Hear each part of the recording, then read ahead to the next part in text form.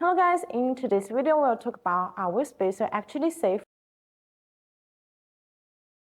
For the new BMW 3 Series, installing spacers are a fantastic way to give your BMW a more aggressive look and improve its handling dynamics. By spacing the wheels out, you're reducing the car's roll center and increasing stability. To install, first secure your vehicle and remove the existing wheels.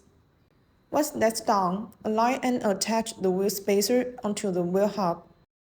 Tighten them as per the manufacturer's specs. Then reattach your wheels and ensure they are torqued correctly. If you install them correctly, quality spacer won't cause any problems. The lightweight plus of BONOSS wheel spacers means that the hollow design is further optimized on the basis of the traditional wheel spacers.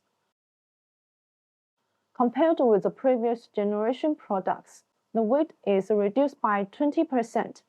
The reducing unsprung weight helps the vehicle suspension system work more effectively.